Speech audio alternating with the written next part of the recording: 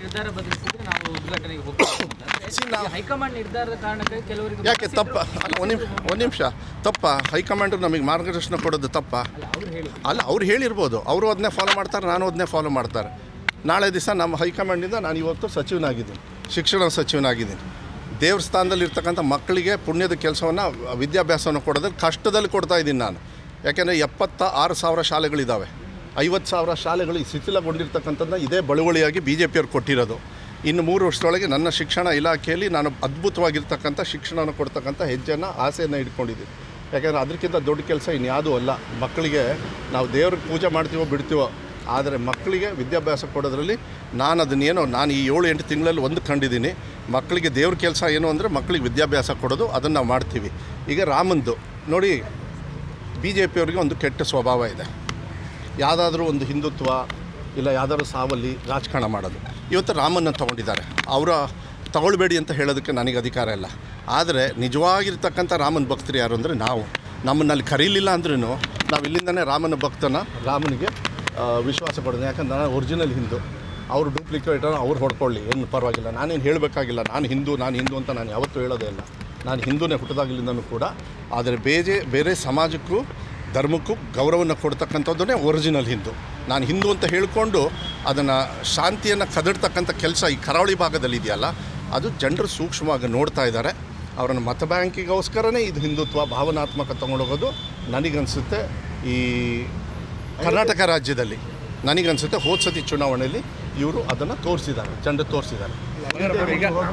ಅಯೋಧ್ಯೆಗೆ ಹೋಗ್ತೀರಾ? ಅಲ್ಲ, ನನಗೆ ಅವಕಾಶ ಸಿಕ್ಕಾಗ ನಾನು ಹೋಗ್ತೀನಿ, ನಾನು ಇಲ್ಲ ಅಂತ ಹೇಳಲ್ಲ. ನಾನು ಎಲ್ಲಿ ಬೇಕಾದ್ರೂ ಹೋಗ್ತೀನಿ.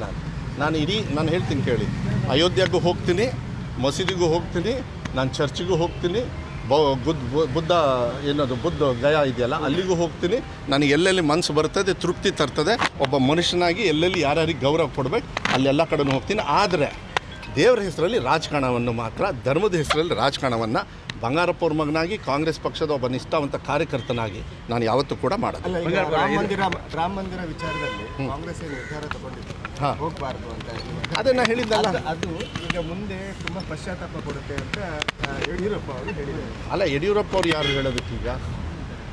ಯಡಿಯೂರಪ್ಪ ಅವ್ರು ಹೇಳಿದ ತಕ್ಷಣ ತೀರ್ಮಾನ ಆಗ್ಬಿಡ್ತಾರೆ. ಕಾಂಗ್ರೆಸ್ ಪಕ್ಷದ ಹಣೆ ಬರಬರಿಯವರು ಈ ರಾಜ್ಯದ ಮತದಾರರು.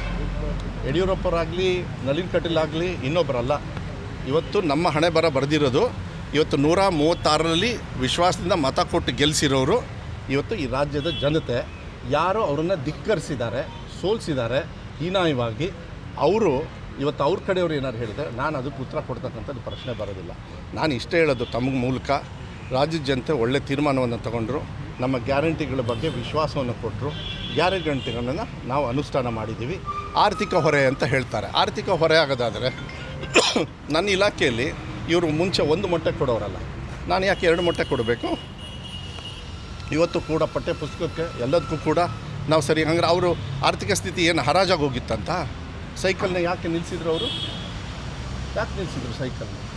ನಾನು ನಿಮ್ಮ ಮೂಲಕ ನೀವು ಲೆಕ್ಕ ಮಾಡಿ. ಯಾಕೆಂದರೆ ನಾನು ಪ್ರಣಾಳಿಕೆ ಒಬ್ಬ ಉಪಾಧ್ಯಕ್ಷನಾಗಿ ಇವತ್ತು ಹೇಳ್ತೀನಿ ನಿಮಗೆ. ಒಂದು ಗ್ರಾಮ ಪಂಚಾಯತಿಯಲ್ಲಿ 1700 ಮನೆ, 1800 ಮನೆ ಇರ್ತವೆ ಒಂದು ಗ್ರಾಮ ಪಂಚಾಯತಿಯಲ್ಲಿ. ಒಂದು ಒಳ್ಳೆಯ ಸೈಜ್. ಅದರಲ್ಲಿ 20% ತೆಗೆದುಬಿಡಿ ನೀವು. 1400, 1500 ಆಯಿತು. 1500 ಆಯಿತಾ? ಶಕ್ತಿ ಯೋಜನೆ 2000 ರೂಪಾಯಿ ಕೊಡ್ತಕ್ಕಂಥದ್ದು, ಗೃಹ ಜ್ಯೋತಿ, ಅನ್ನಭಾಗ್ಯ, ಇನ್ನು ಇವು 4ರಲ್ಲಿ ಮತ್ತು ಇವನಿಧಿ ಎಲ್ಲ ಸೇರಿದರೆ ಆ್ಯಾವ್ರೇಜ್ ಆಫ್ 4500 to 5000 ಒಂದು ಕುಟುಂಬಕ್ಕೆ ಹೋಗ್ತಾಯಿದೆ, ಒಂದು ಮನೆಗೆ. ಇವತ್ತು ಒಂದು ಮನೆಗೆ ಹೋಗ್ತಕ್ಕಂಥ ಹಣ ನೀವು ಲೆಕ್ಕ ಮಾಡಿ. ನಾನು ಬೇಕಾದ್ರೆ ಮೇಲೆ ಹೋಗಿ ಮುಗಿಸ್ಕೊಂಬರ್ತೀನಿ, ನೀವು ಲೆಕ್ಕ ಮಾಡಿ ತಪ್ಪು ಅಂತ ಹೇಳಿ. 5000 ರೂಪಾಯಿ ಒಂದು ಮನೆಗೆ ಹೋದರೆ ಅಲ್ಲಿಗೆ 75 ಲಕ್ಷ ಒಂದು ತಿಂಗಳಿಗೆ. ನಮ್ಮ ಸಿದ್ದರಾಮಯ್ಯವರ ಸರ್ಕಾರದ ವತಿಯಿಂದ ಬರೀ ಗ್ಯಾರಂಟಿಯಲ್ಲಿ ಬರೀ 5 ಕಾರ್ಯಕ್ರಮದಲ್ಲಿ 75,000 ಹೋಗುತ್ತೆ. ವರ್ಷಕ್ಕೆ ಎಷ್ಟಾಯಿತು? ವರ್ಷಕ್ಕೆ ಸುಮಾರು 9 ಕೋಟಿ ಆಗ್ತದೆ. 8.5-9 ಕೋಟಿ. ಇದು ಅಭಿವೃದ್ಧಿ ಅಲ್ಲನೋ? ಒಂದು ತಿಳ್ಕೊಳ್ಳಿ, BJP ಸರ್ಕಾರದವ್ರೇನೋ ಸಾಲ ಮನ್ನಾ ಮಾಡ್ತಾರೆ. ಯಾರಿಗೆ? ಎಲ್ಲ ಇಂಡಸ್ಟ್ರಿಯಲಿಸ್ಟಿಗೆ. ಅವ್ರಿಗೆ ಸೇವ್ ಮಾಡಿದೆ. ಅವರು ಎಲ್ಲಿರ್ತಾರೆ ಗೊತ್ತಾ? ದುಡ್ಡು ಬ್ಯಾಂಕಲ್ಲಿ ಇಡೋರು. ಅವರು ದುಡ್ಡು ಮಾರ್ಕೆಟಲ್ಲಿ ಹಾಕಲ್ಲ. ಆದರೆ ನಮ್ದು ಹಂಗಲ್ಲ. ದುಡ್ಡು ಒಂದೇ.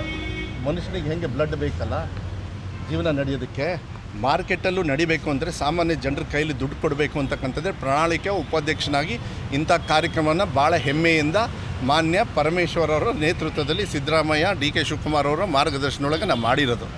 ನಮಗೆ ಸಂತೋಷ ಇದೆ, ಹೆಮ್ಮೆ ಇದೆ. ಯಾರು ಎಷ್ಟೇ ಬಡ್ಕೊಳ್ಳಿ, ನಮಗೆ ತೃಪ್ತಿ ಇದೆ. ನಾವು ಸಾಮಾನ್ಯ ಜನರ ಕಷ್ಟದಲ್ಲಿ ನಿಜ ಜೀವನದಲ್ಲಿ ದಿನ ನಾವು ಪಾತ್ರದಾರರಾಗಿ ಅವರಿಗೆ ರಕ್ಷರಾಗಿ ಕೈ ಹಿಡಿತಾ ಇದ್ದೀವಿ ಅಂತ ವಿಶ್ವಾಸ ಇದೆ. ರಾಜ್ಯ ಮಟ್ಟದ ಕಾಂಗ್ರೆಸ್ ಸಮಾವೇಶ ಹಾಂ